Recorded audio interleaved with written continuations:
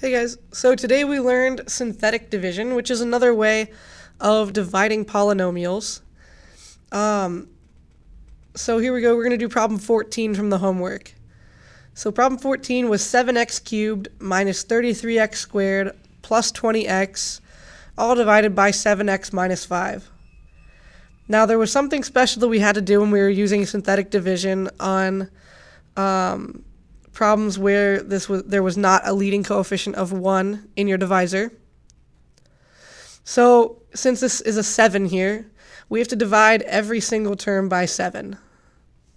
So divide by 7, divide by 7, 7. So we divide everything by 7. And then what we're going to do is start our synthetic division, bringing it over here. We have the box. Since this is a negative 5 over 7, we have to make it a positive 5 over 7 in the box.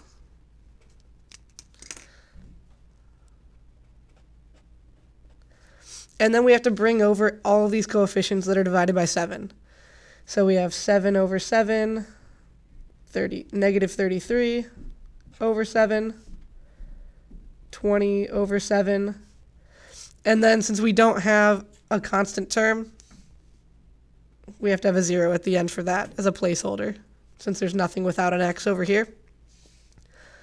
Okay, so now we start by bringing down our first term, and when we bring it down, once it goes below the line, we should simplify it. So 7 over 7 is really like 1, so we're going to simplify that to 1. And then we're going to multiply it by 5/7, so 1 times 5/7 is 5/7. So 5 over 7 goes right there. Then we're going to add these. So negative 33 over 7 plus 5 over 7 is going to give us negative 28 over 7. And when we simplify this down here, we want to actually simplify this to 4. So that's actually 4. Or negative 4. Okay. So then we multiply negative 4 times 5 over 7. And that gives us negative 20 over 7. So then we add these two things, and that actually adds up to 0. So then we have 0 times 5 over 7, which is still 0, because anything times 0 is 0.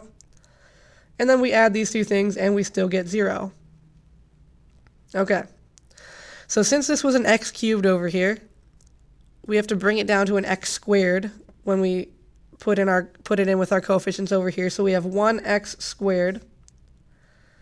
And then we have minus 4x. And then we have 0. So we don't really have to add 0. There's our answer for division. And then the question that was actually asked was, is 7x minus 5 a factor of 7x cubed minus 33x squared plus 20x? And by the remainder theorem, since there is no remainder, then yes, 7x minus 5 is a factor. So our answer is yes. All right, there we go.